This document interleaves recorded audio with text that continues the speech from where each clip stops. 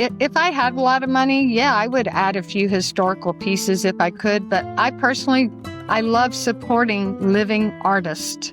This is what they've chosen to do for a living. So to know that you're helping them feed their family, buy groceries, pay their medical bills, their travel expenses. Yeah, exactly. So I like supporting living artists. This is The Artful Painter, art lessons for artists, collectors, and people who love arts. In this episode of The Artful Painter, I have a heartfelt conversation with Doug and Susie Haugen. They are art collectors of a special caliber to me. I met them several years ago, and it's really fascinating to hear their story, their journey of collecting art. One of the things that stand out to me in particular is how they form personal connections with the artists who have created the pieces that are in their collection. It's just an amazing story. I think you're going to enjoy this. It's going to be one of those episodes that you can't stop listening to. They will share their stories about some of the favorite pieces that they've collected, the artists that they have met, and how they came about meeting those artists and the meaningful experiences and friendships that have shaped their collection. My name is Carl Olson, and this is The Artful Painter.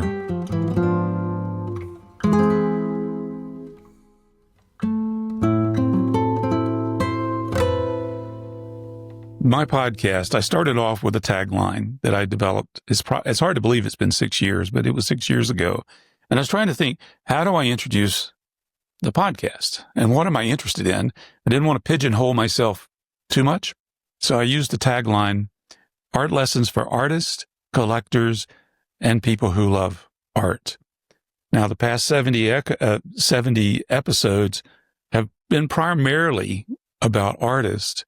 And I want to focus in on the word collectors and people who love art. Susie, I think I met you back in 2018, right? Correct.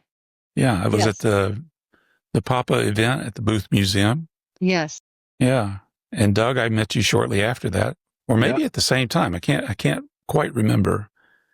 I'm sure we probably that same time. Yeah, I think Doug did attend a couple of the lectures that took place during Papa. Very nice. So we go back a few years, but one thing I've learned about Susie is not only is she, a painter, but she collects. And I thought, well, I would love to have both of you on The Artful Painter to talk about the collector's perspective. Let's face it, without collectors, people who love art, artists would really struggle to make any kind of living or even recoup their cost in creating the very thing they love. So before we get into that, I'd like to find out a little bit more about you two as a couple. So Doug, maybe I could start with you. What do you do? What's your day job? My day job is that I'm a niche business broker in that I only link buyers and sellers of travel-related industries, travel and tourism. So think of travel agencies, cruise agencies, different niche tour operators, corporate travel, incentive travel. And when they're ready to retire, they'll usually call us up and say, ready to retire and list my business with you. Sell me and, make me some money. So my partner and I have been doing that for almost 30 years. So wow. And what a unique category or niche, as it were, for business there. Yeah, I bet you meet some really interesting people and you travel to interesting places doing that. No, actually, that's the downside. It sounds romantic and sexy. Hey, I listed a safari tour operator. I'm going to, Africa to get the lowdown. No, that doesn't happen. So most of my clients I never meet. So, which is fine, as opposed to, real estate agents are always on the go doing showings. And I like my lifestyle and how I sell companies from an office or home office. Now, Susie, what about you? What do you do? So I work for Kilpatrick Townsend, which is one of the larger law firms in Atlanta.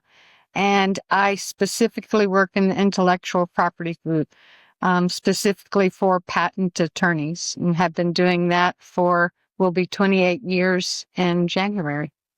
Are you a lawyer or are you a paralegal, or how would you define what you Well, do? boomers used to call us legal secretaries. Now our titles have been changed, and I am considered a legal practice specialist. And I would say that that's pretty true, because if you've been a secretary in a law firm, you pretty much can wear all hats almost. I say that they're the brains behind the operation.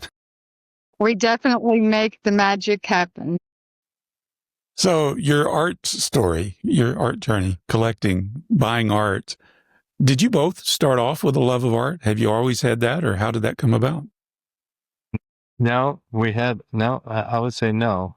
And it started when Susie took an art class. I mean, outside of a few small pieces that we bought in a gallery in Cape May, New Jersey, a giclée of Sam Park's little Italian coastlines. And those were, all of a sudden, Susie's like, let's buy this. This could go up in value, and it's nice. And that was kind of our, outside of couch art that you would buy, and then those sat for a while. And then there was a gallery local to my office in Alpharetta, Georgia, Roswell, Georgia. And we got invited somehow to the Javits Center art show in New York City as guests.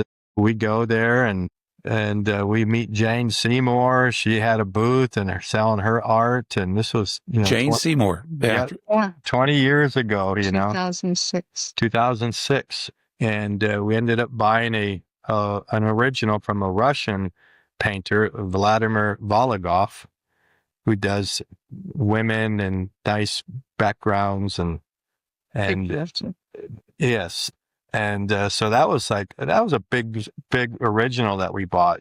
And they, they threw in a giclée of a Pinot. Now it goes by Pinot. And then it kind of died down. We didn't think much of it. And we just worked. And then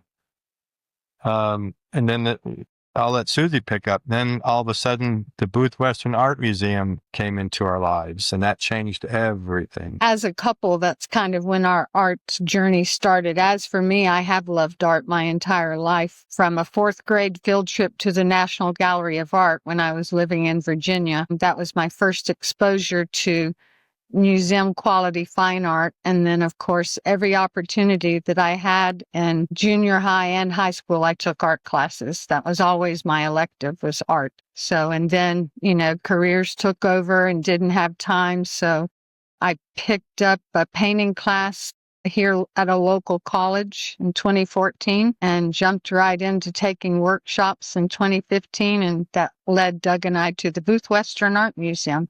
So 2014 is when you took your first class. Yes. Do you remember who the artist was or the instructor at that time? My first workshop instructor was with Bill Davidson, and that wow. Down in Atlanta at the Atlanta Arts Center. And then what medium were you learning how to use? Oil. I had, in all the years of arts classes in high school and so forth, you never really get to paint with oil.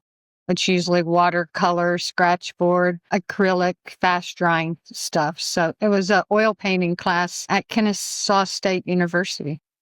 So the booth, how did you find out about the booth and how did you get involved with them? Susie, while at one of these workshops, someone said, oh, well, you meet people. And she met a gal there and said, where do you live? And it's like, oh, wow, that's only like 6 minutes from my house. And then I believe it was that person said, have you heard of the Booth Western Art Museum? Well, that first class that I took was with Bill Davidson, and the entire class was going up to the Booth Western Art Museum for a Clyde Aspavig one-man, I guess it was a retrospective. And so Doug and I joined them to go for that Thursday night gallery walk and opening. And right after that, we joined the booth. We really had no idea that was right in our backyard. So we joined then, and then I guess a few months later was the Cowboy Artist of America 50th reunion. which was a big deal all weekend with all of the members and a few emeritus members, including Howard Turpney, Harley Brown, and Doug and I attended that weekend. And, from there, it's kind of been history. We just got hooked into this Western art genre. And of course, I volunteered at some plein air painting events here at the Olmsted Plein Air Festival. So we just kind of got hooked into art. I forgot about you working with Lillian Ansley and when she was running it back in those days. Yeah, I volunteered down there for about 3 years. I went there the first year that they did it. I met Lillian and her husband, and I interviewed quite a few people who were back in those days part of the shows that they were doing. That was really fast. I'd never experienced anything like that. I know. It was my first introduction really to plein air as well. And then, like you, I'm ashamed to say I didn't even know the booth existed. I mean, I just didn't know. Sadly, there are still people within our metro area that do not know, and we're working hard to advocate for the booths. One thing that you said that really stuck with me, Doug, is you said you meet people at the workshops. And that's one thing I've noticed about you and Susie. You're always together. You work as a couple together. You share that love together. Love of art. That's what we're talking about. Yeah. And love of each other, of course. But you're meeting people. You're right there in the thick of it. How does that influence how you go about adding art to your collection?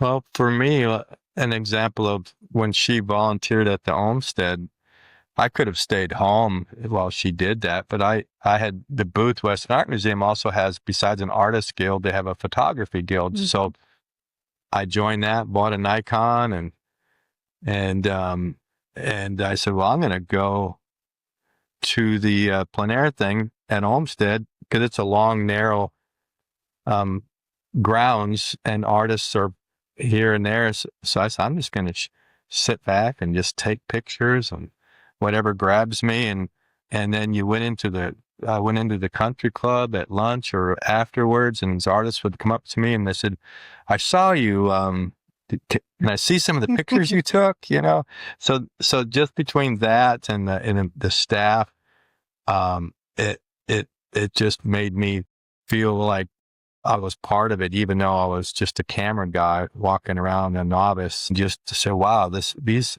people, whether it's collectors, whether it's staff of a museum, volunteers, artists, it's just that they appealed to me in their story because everybody's hardworking and they're like us, but yet so friendly. And that's what the booth ended up becoming. And we can speak more to that because we owe everything to the booth, Western Art Museum, Seth Hopkins, because they would, with their artists that they would come in and exhibits and gallery walks, and boy, just meeting them and then making more friends with the booth, the membership. That's been our whole social life for 10 years, solid 10 years.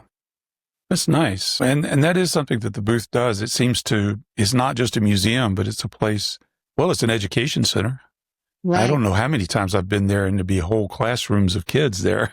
And I love that. I love seeing kids being exposed to art like that. And then the workshops, when I found out about the workshops, I said, oh, wow, this is great. Yeah, they're booked out 2 years on their workshops. I think the first one I did was with Matt Smith. I figured, well, if I'm going to learn how to paint, I'm going to go to what I considered one of the best, and said, might as well just start there. Yeah, I think you and I were in that class together. Was that right after the Red Rocks exhibition with with Ray Roberts and Denise Malky? Yeah. Oh, man, that was an incredible exhibit. I've got tons of photos I took at that. Yeah, it really was. And I took workshops from that with Matt, with Russell, and with Ray Roberts. And all three of them were just excellent teachers. Actually, for me to get into Matt, I had to get on a waiting list. Yeah. And I think the week before they called me and said, hey, somebody's dropped out. Would you like to do it? I said, you didn't even have to ask. Just get me in. We'd love to have him come back to the booth to teach again. So let's go back. I'm getting ahead of myself here. Let's go back to you mentioned buying some art. Where was it? In New Jersey? New Jersey. Yeah. Okay. But what would you consider your first piece that you fell in love with and became a part of your collection? Well, as young a long time ago was the Wallaga. It was so when we first started collecting, I guess, it was mostly landscape and figurative paintings. And the Vladimir Vologov, I really liked that painting because it wasn't completely detailed. It was a little bit abstraction. You can tell she's sitting on a bed and the windows, maybe the breeze blowing through, but it was a little bit abstracted and very much, I've always been drawn to impasto. The colors, loved the colors. And yeah, so that was our first piece. And then we didn't probably collect another piece of art until once we joined the booth. So this piece by, how did you pronounce his name? It's Vologov? Vladimir Vologov. And Vologov. You can find him on Instagram. He actually lives in Spain, even though I don't think he's lived in Russia for many years. He lives somewhere in Spain now. And to me, some of his paintings that he does, are sort of reminiscent of someone like Soroyo with the light. So, and if you check him out on Instagram, you can actually see him painting at times. How large is the painting? What size is it? It's 30 by 40. 30? It's a big painting. It is a big painting. That seems to me would be a big investment to make. Well, we were with a gallerist from Roswell, Georgia. Of course, most, like Doug said, most art in our house prior to that was prints, that we had collected. And so we had never really bought a piece of original art. And we were there, was it Valerie Jackson? And we bought this painting, and I think we spent about right at $5,000. And kind of like for us, that was like, oh my God, what did we just do? We just spent $5,000 on a piece of art. Well, lucky for us, and a month or two later, our tax return, we got a refund, and it was exactly $5,000. And it's like, okay, thank you so much. So, but yes, we never thought that we would pay, and that was in 2006. So we've subsequently emailed him, reached out, and said, "What is that? The afternoon stroll painting we bought. What do you think that's worth?" And it was more than double. Learning Romance. Learning Romance is the name of that Volleyball. And he's like, "Oh, well, that's worth like 13,000." And that was 7 years ago. He said that. Yeah. So we made some money on that if we wanted to sell it. See, that's the key. If you wanted to sell it, Yeah. That's right. it still hangs on your wall, right? Yep, right in the bedroom.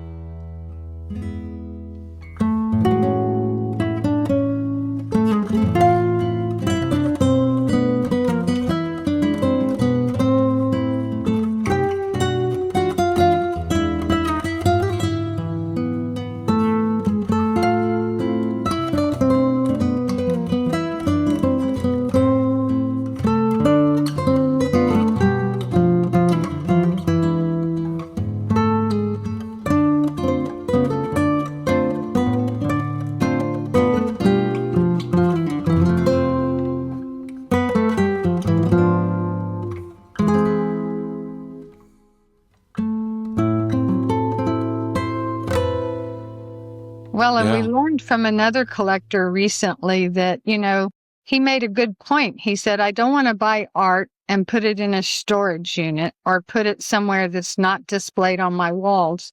So if I don't have room for a piece of art that I really love, then I may look at my current collection and sacrifice selling a piece to make room for a new piece. And we actually did acquire a piece of art from that same collector. Now, this first piece by Vologov, it's not a Western art. This is pre-booth and pre-exposure to Western art. Of course, I like all subject matters. Yes. But I am drawn to the West. It's why I moved out here. Yeah, Western landscape, pretty much ours now is focused on Western art, and we love Western landscapes as well. Well, what was the first piece that you acquired for your collection in the Western art genre? It would be a small Russell case piece that we bought at the booth, has their annual gala, and it was a small 9x12 called a keeper, and we bought that piece of Russell's. So I would say his was really the first piece that we bought that was, I would consider Western art. What moved you about that piece? It could just be the Southwest. The desert has always appealed to both Doug and I. The fact that it had the little Navajo sheep herder herding sheep, called the keeper. So the story that it told about those lands, I think. That's the thing I do like about Russell Case's work is oftentimes there'll be that one little human figure that gives you a sense of scale of the magnificence. The big vista of the Southwest. Yes. Well, nice. And so your collection has continued to grow.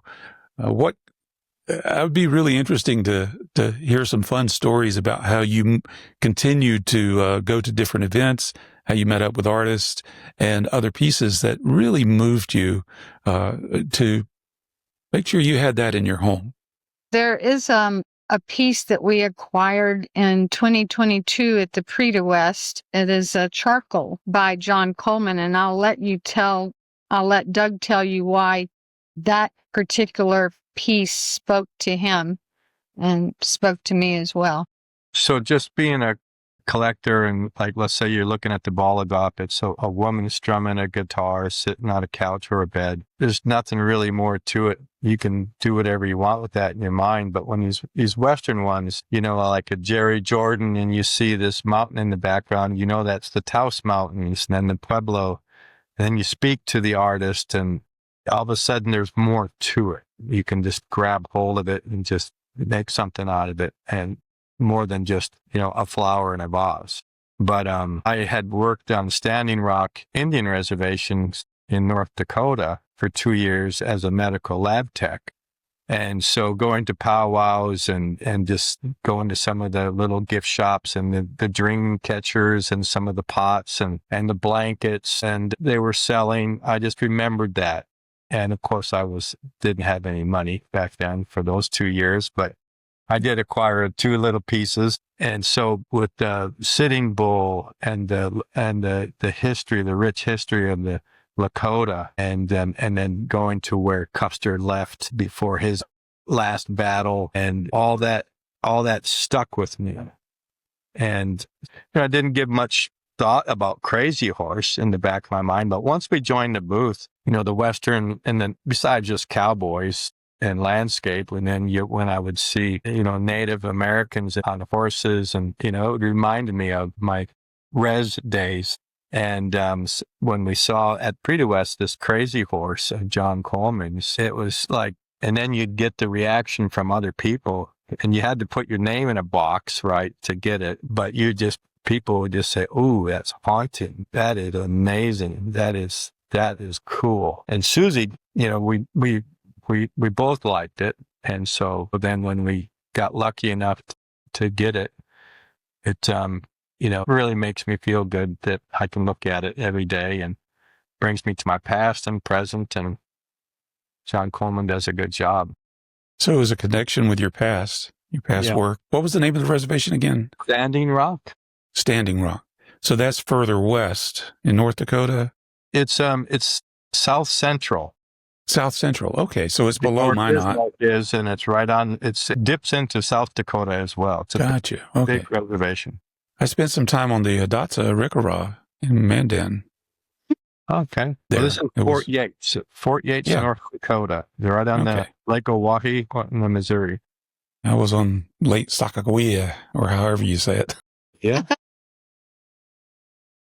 North Dakota has its own magnificent beauty. It does. People would say, "Why did you go to North Dakota?" Well, I grew up there. Yeah.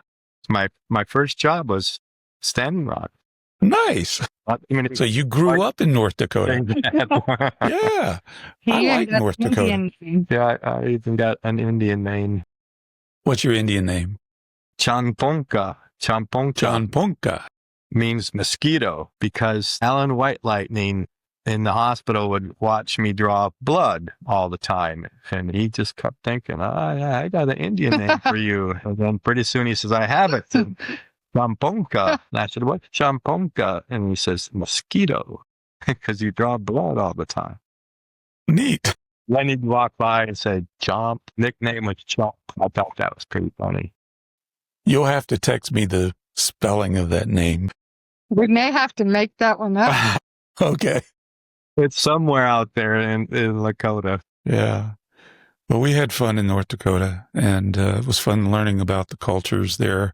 I only scratched the surface, but you living there, growing up there, working there, left a... That's interesting, the tie between that and this particular piece. And John Coleman is a remarkable artist. Yes. And He draws, he paints, Yep. sculptures. say he's definitely one of our modern day masters. There's not a medium that he has not mastered. And the thing for me personally, as someone who does paint, the thing I loved about the charcoal and the absence of color was that you actually see more detail, because he did the same painting a few years earlier for a one-person show in oil, but you focused more on the face because of the light on the face. But with a charcoal, you just see so much more detail. And his charcoals, his paintings, they are somewhat haunting because you almost feel like you're looking into the soul of the person, you know. And so this model that he used, there aren't too many photos of Crazy Horse. If there is even one. But John, he does so much deep research, and, you know, a lot of what's in these paintings has just been passed down through oral history through the Lakota. Have you met John Coleman? Yeah. Yeah, many, many times. He, you know, he's always been fascinated by Crazy Horse. And not only do we have that charcoal, but we also have a sculpture of John's that he did. Same with the kestrel on top of the head. The sculpture piece that we have actually has him holding, I guess it was some type of repeating rifle. You'll have to forgive me. I don't remember the name of it. But he, you know, he's researched so much. And on that charcoal, you'll notice that on the cheek, there's what appears to be a lightning bolt. And so before Crazy Horse would go out into battle, he always had that lightning bolt. But I read one of the books that John recommended to me, and he was a fierce warrior, but he was also very much introverted. And when he wasn't out warring, he was off by himself many times. He got that vision from the thunder beings to protect his people. So he was fiercely protecting his people.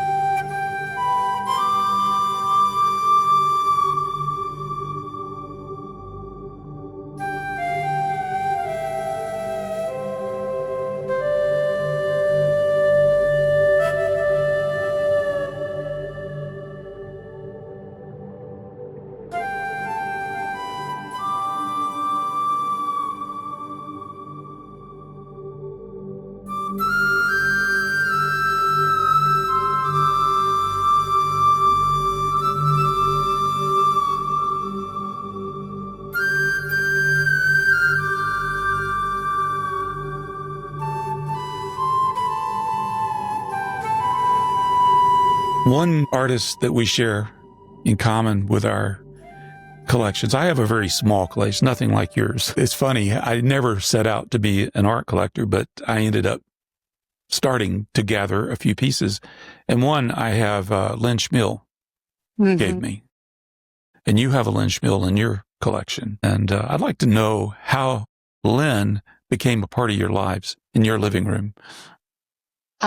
Well, I think that kind of goes back to that Papa workshop that we both took back in 2018 when there were 7 artists here instructing.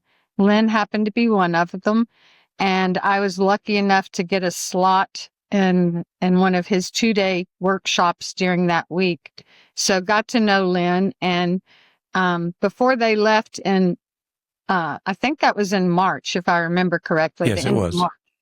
And I told Lynn that Doug and I had already planned to be in Hotchkiss.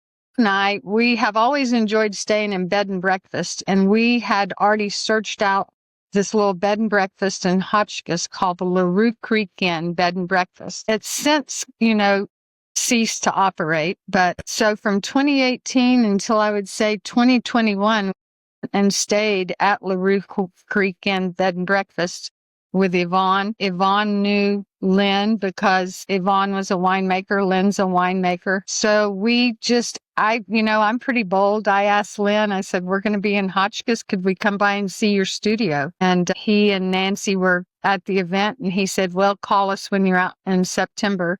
And we did. And we went to his studio and we bought that painting. And Doug, I'll let him tell you why he was so drawn to it. Yeah. Well, so when you go into an artist's studio, sometimes they'll want to sell you a piece if they have one. And most, that have been painting for 30 plus years will have several. And we said, well, do you have anything that we can buy, Lynn? And he's like, sure, just pick out some. So we went scurrying around like, kids looking for an Easter basket, and I forget, but we ended up with two. And so we bring him up to him and he's kind of holding them. Well, pick which one you want. And we're looking, and the one that we picked just had these juicy colors and these juicy strokes and some shadow. And I said, that one. And then he's like, puts the one down and he's like, okay, yeah, it's yours. And he flips it over and I think the date's on there like 1995 or 7 or something. Really old. And he says, I got to tell you, he said, over the years when I would get stuck on certain paintings, I'm like, there's something missing here. He said, I would go to this painting and I would look at it and I'd say, that's the color, that's the stroke. And then I would go and I'd finish off the painting because of this painting. So I'm like to myself, wow, that's a painting that's helped him finish several paintings. And I have that. We have that. So we're like, write him a check, hurry, let's get this in the car before he changes his mind. I could see the sentimental value he had on it, but he let it go. And he was very nice and gracious. I'm happy to have it on the wall. Yeah. And, since that time, Lynn and Nancy have both become very dear friends to Doug and I. Since 2018, I think there's maybe only been 1 year that we haven't made it out to the Western Slope. And we always try to get together at least for lunch or something along the way. And so they've just become very near and dear to our hearts, which is the most wonderful part about getting to know the artist, and those acquaintances and friendships just become priceless. I was going to say that's probably, to me, the real value behind the art that's in my collection. Yeah. Yes, absolutely. And you can't put a price tag on those deep, meaningful relationships. Well, that is beautiful. And that's how Shirley and I've got to know you two, you coming out here to the Western Slope. Doug and I, we sometimes fantasize about living on the Western Slope ourselves. So when you buy, it sounds like when you buy art, are you buying you buy directly from the artist in some cases, like with Lynn? Yes. You've bought from galleries. Is there any other avenues that you use to buy art, acquire art for your collection? Galleries and museums. And I would say that's primarily museum shows, but I have bought quite a few pieces in workshops. I have bought at least 2 demos from artists. I bought a demo from Dave Santiani's when I took a workshop with him in Cotopaxi, Colorado. I bought a Dan Young demo that he did when he taught here, and I took his workshop in 2021 at the booth. Jill Carver, I think I bought one of her pieces when she taught here last year. A lot of work. I've bought Ralph Oberg. I bought a piece of his at that 2018 Papa. I bought a Ray Roberts piece in his workshop. And then on Russell Case, at the end of his workshop with his demo, he put everybody's name in a hat and drew a name, and I won his demo piece. You got a 2-for-1. Oh, super. And then I bought a couple of pieces also from Cindy Barron. I bought some watercolors of hers from the Olmsted. I bought 2 of her oil pieces in workshops. So yeah, so we've collected a lot of art just in workshops. And then the Cow Sharp biannual gala. Yes. We bought one of behind us at Sean Michael Chavez on the right, and then Parsons that they had it was online during COVID, Yeah. but they broadcast it online because nobody could go, and we ended up getting one from. Yeah. So we've bought 2 pieces through Parsons Gallery, and then Where's Parsons? Where are they located? It's in Taos. It's in Taos, okay, right next to Cow Sharp Historic Site. Yeah. And then, as circle members of the booth, Seth has always put together these wonderful circle trips. And on our first circle trip, we went to Coeur d'Alene, Idaho, and Whitefish, Montana, and we bought a Don Olsey piece from a gallery there on that first circle. He's another amazing artist. Yeah, that was kind of our real first, Native American horse landscape. Yeah. Piece. It's a piece featuring I'm sitting here looking at it, either Cheyenne or Blackfoot, and he's holding his horse, and look like they're communicating, and the title of the painting is Brothers in War.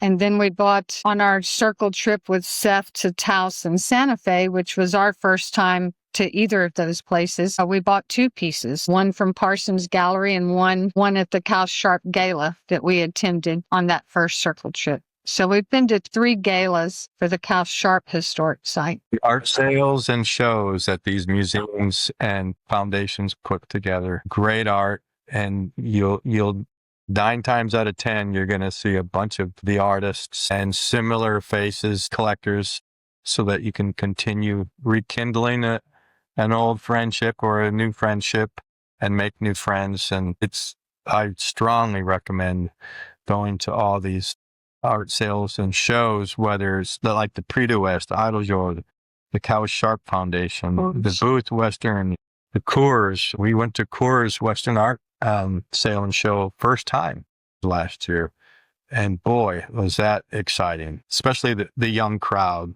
It was like exhilarating. And again, gallery owners were there, artists were there, all the volunteers, the staff. No matter where you go, it's like coming home almost.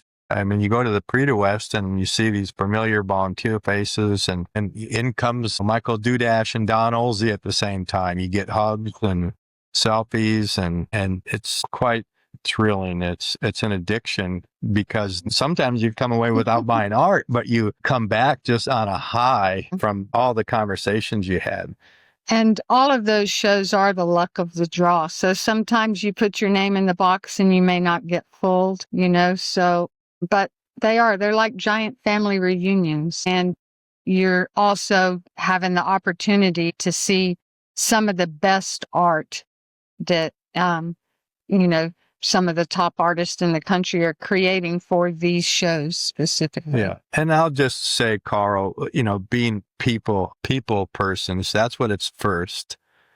And then, because we went to the last Prix de West, and it's 2 days, the first day, and then the second day is the big draw. But I remember the first day, we didn't, let's say there was 7 quadrants of the place you can go view art. We only got into like the first 1.5 sections, and an hour and a half had gone by, and we're just hugging on people and talking and introducing people. And we get back to our room that night, and I said, we didn't even get the chance to look at any of the art because we were so busy gabbing.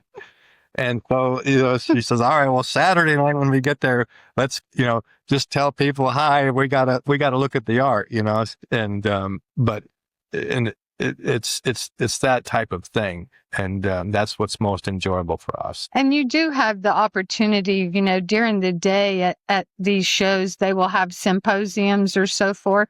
So you do have a bit of a chance to take a break from that and go into the galleries before the show or the sale and before the crowd so that you can really go look at the art. And one time in particular, we got there a whole day early so we could specifically really see the art before the throngs of people. Yeah. Well, I forgot to mention the Briscoe. Yeah. Night of Artists. We went to that one for the first time last year. Liz Jackson? Yes. Liz Jackson. You get a shout out to her because she did, her and Tim Newton did a knockout job at Briscoe last year. Yes. Or this year. Yeah, it was earlier this year. Yeah. So we went to quite a few. I wish we were going to the Woolarock, which is this weekend, but just couldn't work that out. Yeah. And then as a side note to the Briscoe, we're in our hotel next to the Briscoe on the waterfront in San Antonio. And it's like around lunch hour or something like that. I forget. So Susie and I get in, we're like in the 6th floor. We get in the elevator, gets down to the 4th floor. The door opens up. In comes Mark Majori and his associate, and he slides in. And of course, Mark knows us because we own some of his work and that we've met him before. And we go, Mark. And then he smiles and he says, yeah, I thought I would kind of sneak in and slip in the back door of the Briscoe. And I said, you ain't sneaking into nowhere, Mark. He laughs. But it was pretty, it was just fun all around. How did you meet Mark? We met him in Taos right during the COVID era. He had his studio in the Cow Sharp facility and painting. He had bought a home and was building a studio there. And Davison Koenig, the director of the Cow Sharp Foundation, introduced us to him while he was painting. And then we, from a draw, we did win one of his. And then we were back there again for some function, and we got to meet him and go out for dinner with him.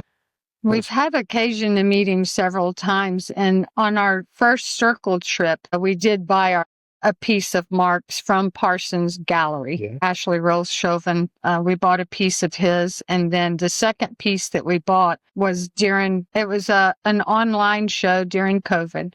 Doug and I, COVID, spent a month in Taos. We just, needed a little break from Georgia opened up, earlier than most, but we drove out to Taos and rented a casita and stayed a month. And that's when we met Mark, because he and his wife had just bought a place in Taos, he and Patricia, and he was at the time using Joseph Henry Sharp's studio to paint while his studio was being built. And so we were visiting Davison, and Davison took us around to meet him. Well, now his style has evolved over time. Does the pieces you have represent what we normally think of Mark Majori, or Not does it go? Not at all. Yeah. So the two pieces that we have, neither piece have his clouds, which is, I think, what he at first was mostly known for. One piece we have is a nocturne called Up to No Good. And it is a guy on a horse in front of what you would suspect would be a saloon. And you see a little orange window with some, people in there. And he's kind of looking back over his shoulder with his gun out of his holster. So you can imagine what his story might be. But it doesn't. And then the other piece is a local model that a lot of people use this particular model in their paintings. His name is Lyle Wright. He's a jeweler in Taos. And Mark painted a piece of him headed toward the Taos Pueblo, which is where Lyle is from. And he, of course, is wrapped in a Navajo blanket, and he's looking over his shoulder. And he's on a white horse as well. So, and that's titled Taos's Home. Taos's Home, yeah. And it was a month for us. Must have been a unique experience. Did you paint while you were out there, Susie? I did. I did do a couple of, I took my paints actually for that month. And I think I did a little, we love going down to the Rio Grande and Pilar, which is sort of between Espanola and Taos, to where you actually get down on the river. And I did a little plein air piece there. And then I did a little plein air piece across the street. We were staying right off of Birch Street, which is a really beautiful little street, especially in the fall. with all the cottonwoods. So yeah, I did do 2 or 3 little. And Doug, I'm sure your Nikon got a work out there as well. It did. And it snowed. So when you go to the Rio Grande Gorge or the bridge, and it's good for the snow effect. Yeah, we had 10 inches of snow while we were there.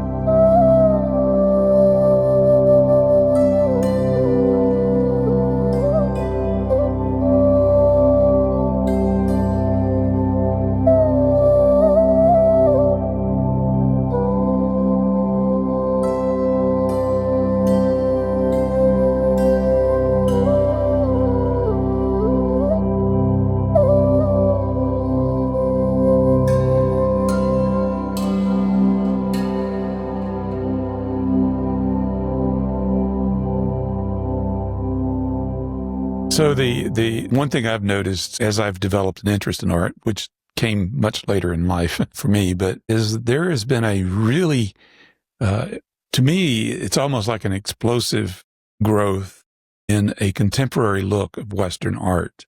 Have you noticed that?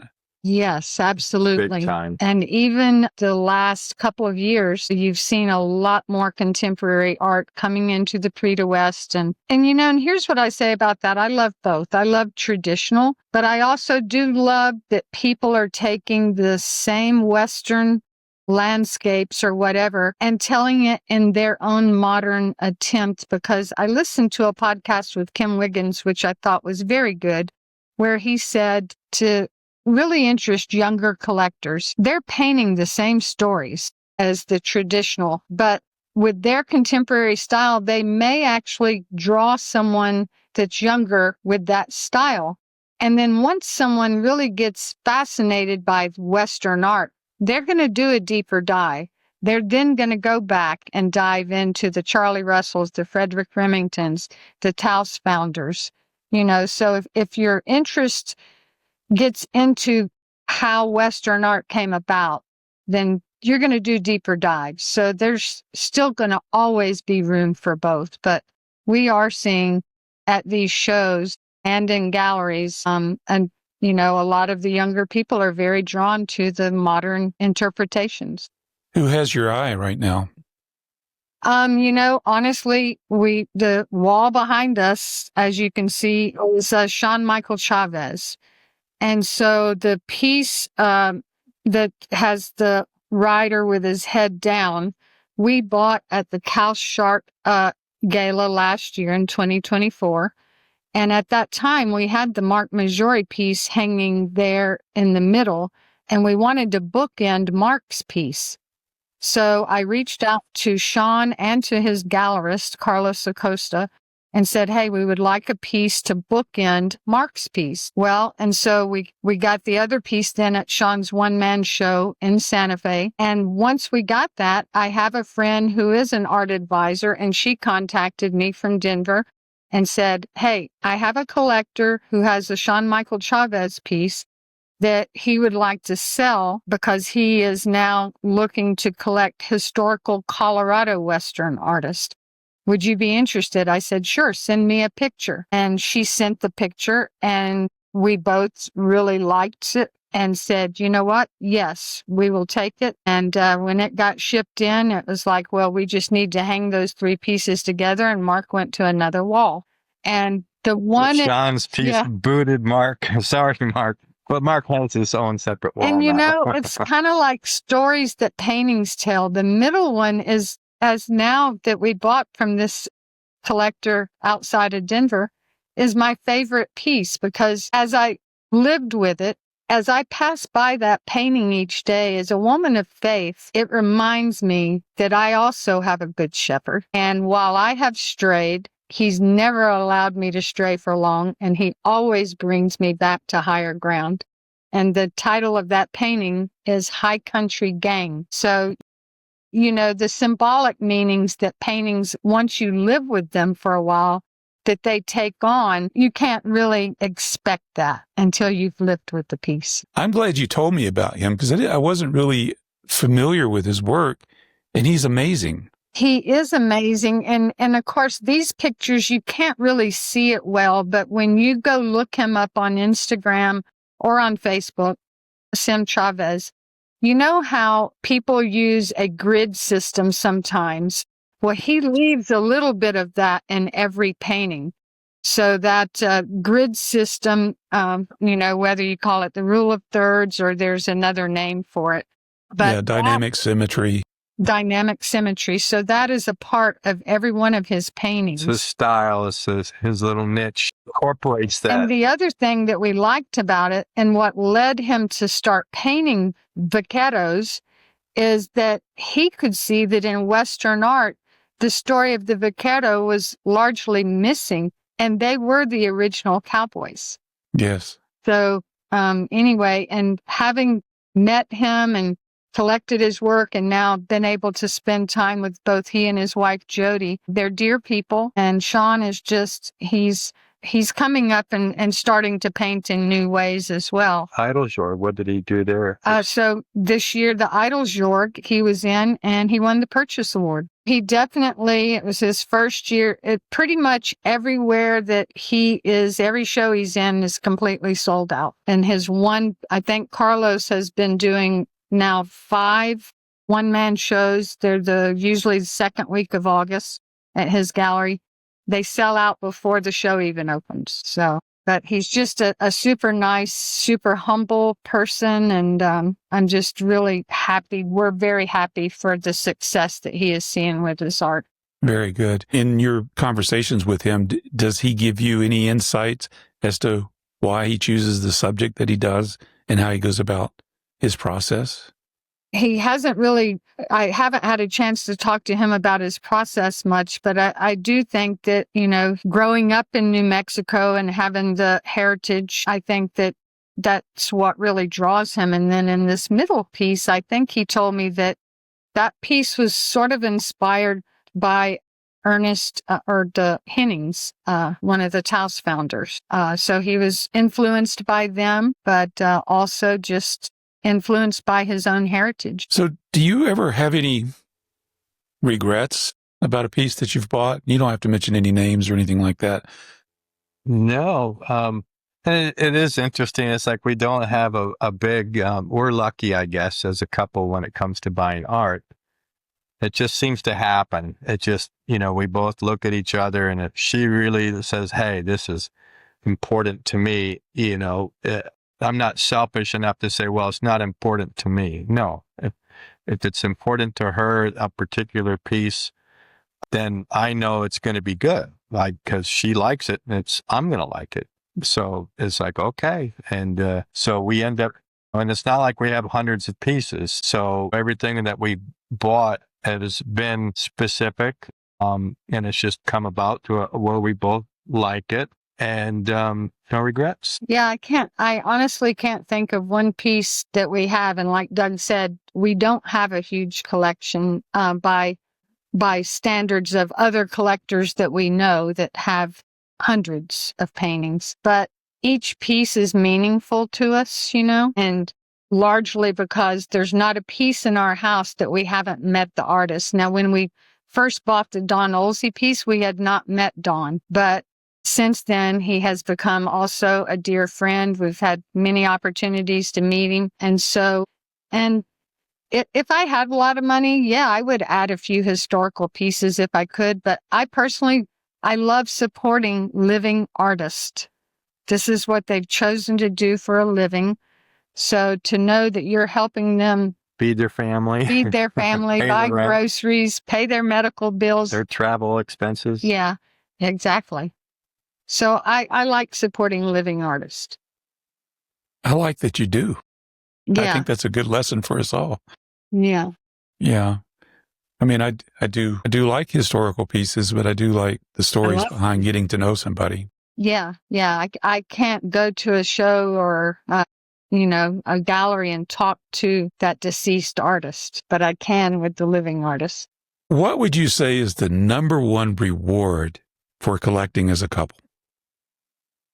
number one reward for collecting as a couple is that all of the pieces that we have acquired, except for those that Susie has brought home from workshops, maybe, we've bought together as a couple, and we both, after discussing it, looking at it, have both decided that, yeah, we love that piece. And then just the stories that each one, most of them have, like the John Coleman sculpture, you can go back in your mind and say that was a one-man John Coleman show in Fredericksburg, Texas, and having met the gallery owners and their staff and John Coleman and having dinner with him and his daughter and her husband, and just the flow of that. I think they even had some Native Americans do some little entertainment there.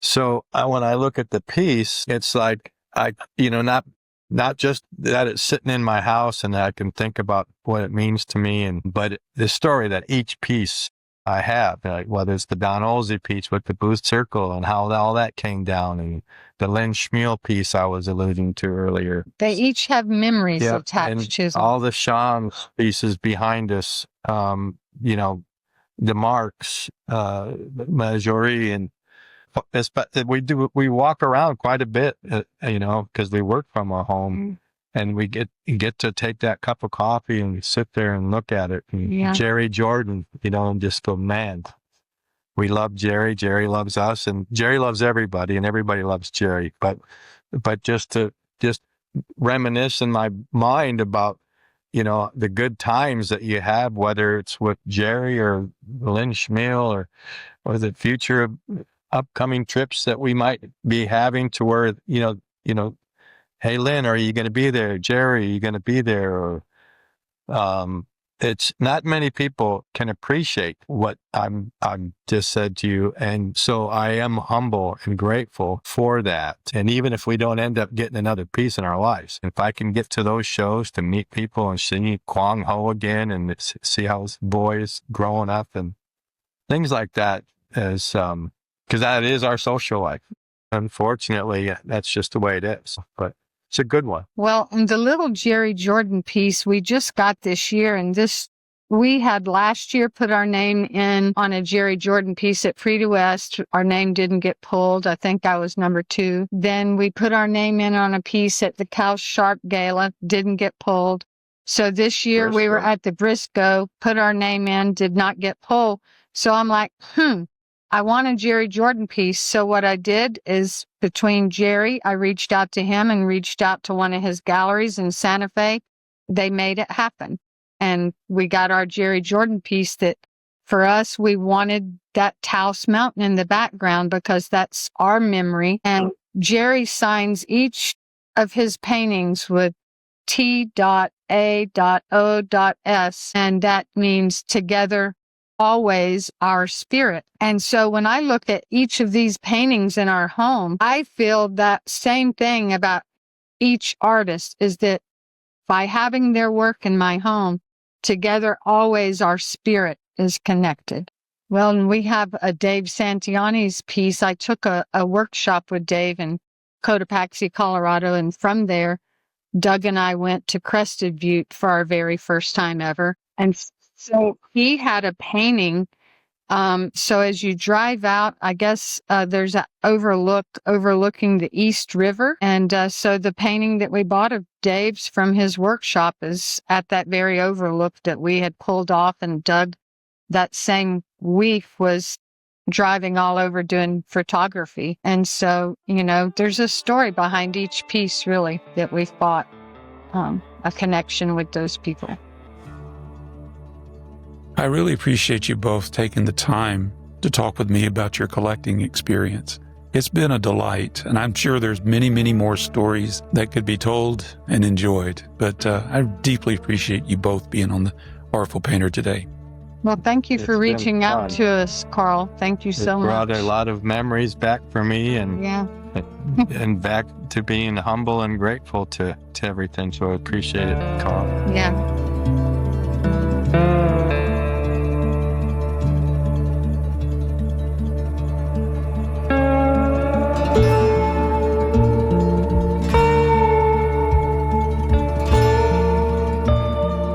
I I'm filled with deep gratitude towards Doug and Susie Haugen. I so very much appreciate them taking the time to share their art collecting journey with us here on The Artful Painter. A couple of takeaways from this show that really touched my heart. One, they love to collect from living artists. And two, they build connections, lasting connections and friendships with the artists that they purchase a piece of art from. And sometimes that's more than just a piece of art. It may be multiple pieces in their collection. But what a beautiful thought that is.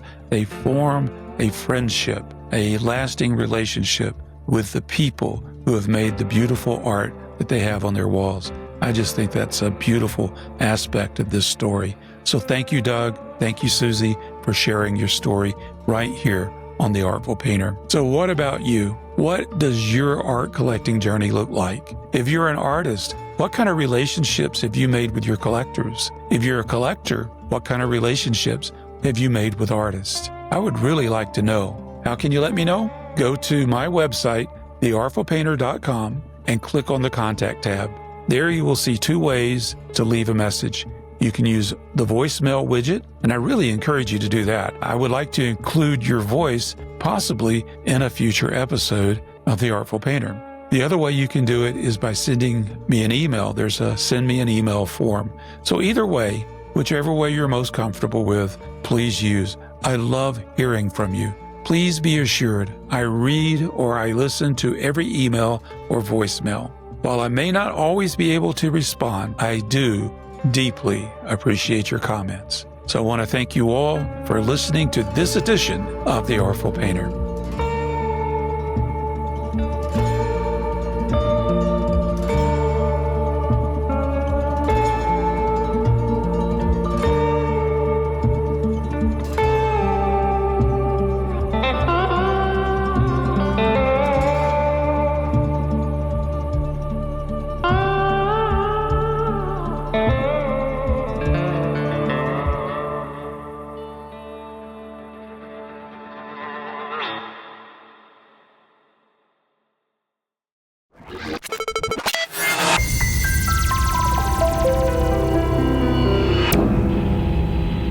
Getting a picture on the TV.